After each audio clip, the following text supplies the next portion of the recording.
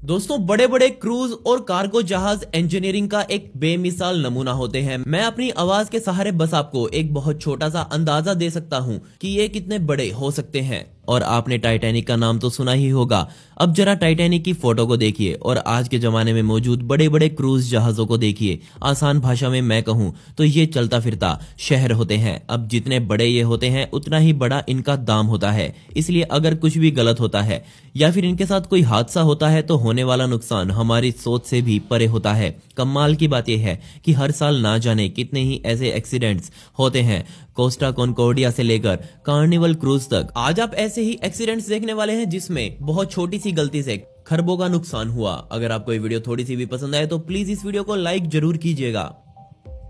Costa Concordia, Italian cruise ship Costa Concordia, जो कि Costa क्रूजिज का ही एक जहाज था। यही इस दुनिया का सबसे पहला जहाज था जिसे कार्निवल पर सबसे पहले बनाया गया था। 2005 में इसे बनाने के दौरान ये इटली का सबसे बड़ा जहाज था। जी हाँ, इसकी लंबाई पूरे 952 फीट की थी और इसका भार पूरे 1,14,000 टन का था। इसे बनाने में पूरे $570 मिलियन का खर्चा आया। इतना पैसा लगाने के बाद एक कमाल का प्रोजेक्ट दुनिया के सामने आया। 13 फरवरी 2012 के दिन कोस्टा कॉनकॉर्डिया अपने अंदर 3206 यात्रियों और 1023 क्रू मेंबर्स को भरकर इटली से सवोना और 5 अलग बंदरगाहों के लिए रवाना हुआ। लेकिन अपनी यात्रा के पहले ही दिन कोस्टा कॉनकॉर्डिया को जिस रास्ते पर चलना था वो वहां से भटक गया। इसोला डेल जिलियो के आसपास बने समुद्री तल से वो जा टकराया और टकराते ही ये जहाज एक साइड झुककर डूबना शुरू हो गया। पूरे 6 घंटे का समय लगाकर इसमें मौजूद ज्यादातर यात्रियों को बाहर निकाला गया, लेकिन फिर भी इस हादसे में 33 लोग मारे गए। इस हादसे के बाद इसकी जांच बैठाई गई जिसमें पता चला कि इस जहाज का डूबना एक इंसानी गलती थी। इस जहाज को चलाने वाले कैप्टन ने यात्रा शुरू करते ही उस अलार्म को बंद कर दिया था जो जहाज के रास्ता भटकने पर बजता था। उनको लग रहा था कि वो इस रास्ते से पूरी तरह वाकिफ हैं, लेकिन वो पूरी तरह से गलत साबित हुए। जैसे ही इस बात का पता कैप्टन को लगा तो उसने पूरे जहाज की और उसमें मौजूद लोगों की जान की परवाह ना करते हुए जहाज को लावारिस छोड़ दिया और खुद एक रेस्क्यू बोट लेकर वहां से सबसे पहले भाग गया। इस समय जहाज पूरी तरह से किस्मत के भरोसे था। पूरा जहाज चट्टानों से टकराया और वहीं डूबना शुरू हो गया, जिसमें एक बड़ा नुकसान दुनिया को देखने को मिला। इसके कप्तान पर 33 लोगों की जान लेने और जहाज के नुकसान के लिए मामला दर्ज किया गया, जिसके लिए उसे 16 सालों की सजा सुनाई गई। पोप क्रूज, 10 फरवरी 2013 के दिन इस दुनिया के बड़े बड़े न्यूज चैनल्स एक ही बड़ी खबर कवर कर रहे थे और वो खबर थी पोप क्रूज की। इस दिन सुबह के 5:30 बजे गल्फ ऑफ मैक्सिको में कार्निवल ट्रायम्फ अपनी यात्रा पर था, लेकिन तभी कैप्टन को पता चला कि इसके इंजन रूम में आग लग चुकी है। अब आमतौर पर ऐसी आग को जहाज का फायर सिस्टम खुद बुझा देता है और उस घटना में भी ऐसा ही हुआ। किसी को भी कुछ खास हानि नहीं हुई, लेकिन कुछ ही देर बाद पूरे जहाज में बिजली गुल हो गई और जहाज का इंजन पूरी तरह से बंद पड़ गया।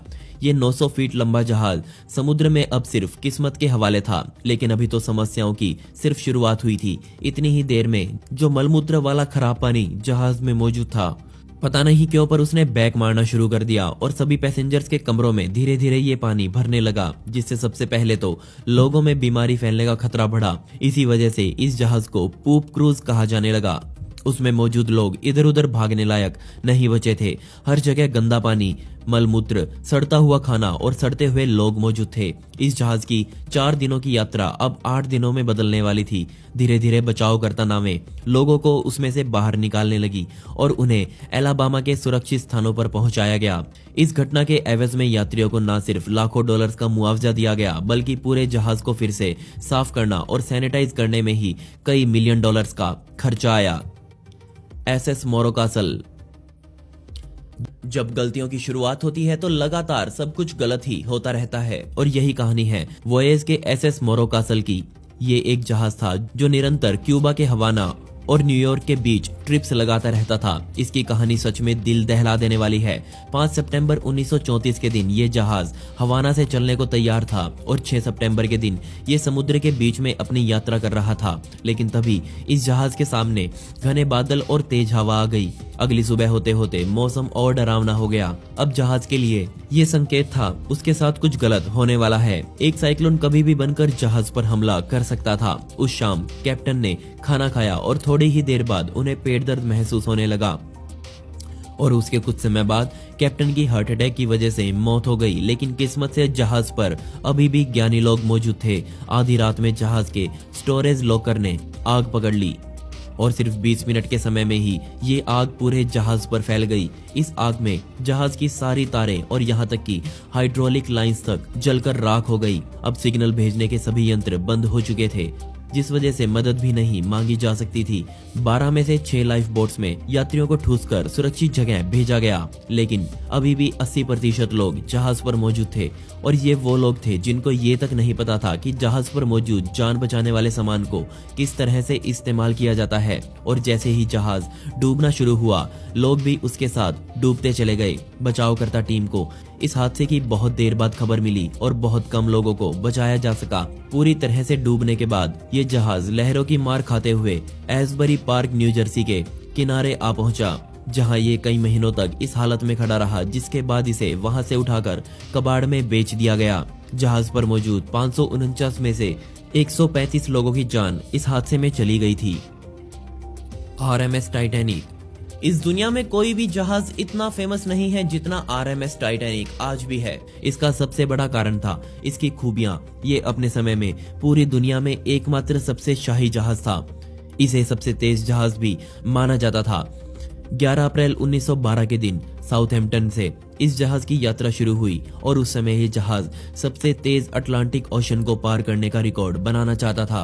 लेकिन यात्रा के सिर्फ 4 दिन बाद इस जहाज के साथ बहुत कुछ बुरा हुआ, क्योंकि अब ये जहाज कनाडा के बर्फीले पानी में तैर रहा था।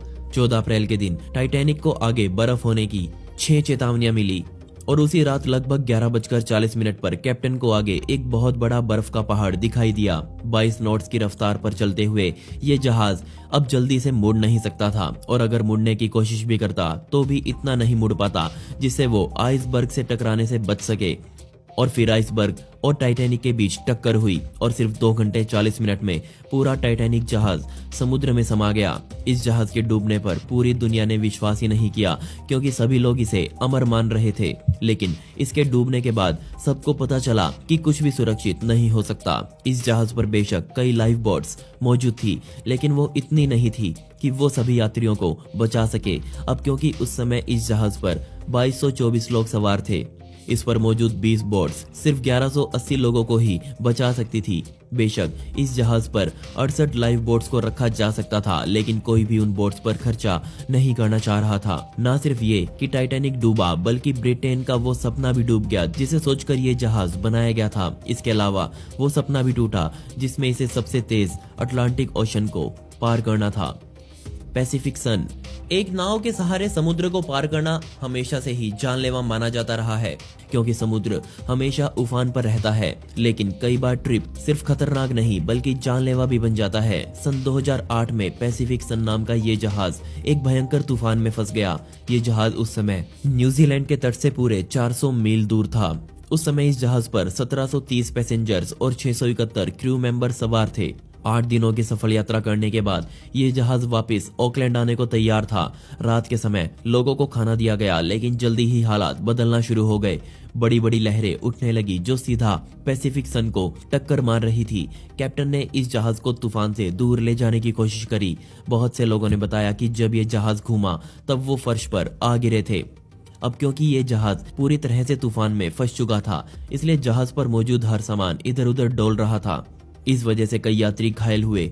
उस जहाज पर मौजूद एक आदमी ने एक ईमेल अपनी सरकार को भेजा जिसमें उस समय के जहाज के हालातों के बारे में बताया गया था। किस्मत से ये जहाज तूफान से बाल बाल बचते हुए किनारे तक पहुंचा, लेकिन पूरे 24 घंटों के लिए ये जहाज पूरी तरह से समुद्र के हवाले था। इसे बचाने की उम्मीद कैप्टन तक छोड़ चुके थे। इसमें ज्यादा नुकसान नहीं हुआ, लेकिन अगर तूफान की शक्ति थोड़ी और होती तो एक बड़ा हादसा हमें देखने को मिल सकता था। और दोस्तों, पिछली वीडियो का शाउट आउट जाता है वासुदेव को, जिन्होंने बहुत ही प्यारा कमेंट किया था। इस कमेंट के लिए आपका बहुत बहुत शुक्रिया। आप कमेंट्स में पिक मी लिख सकते हैं, जिससे आने वाली वीडियोस में आप में से ही किसी एक को शाउट आउट दिया जाएगा। आपको इनमें से सबसे हैरान कर देने वाला एक्सीडेंट कौन सा लगा, मुझे नीचे कमेंट सेक्शन में जरूर बताइएगा। और इस वीडियो का पार्ट 2 चाहिए हो तो कमेंट्स में पार्ट 2 जरूर लिखें। ऐसी ही इंटरेस्टिंग वीडियोस देखने के लिए मिस्टीरियस दुनिया को भी सब्सक्राइब करें।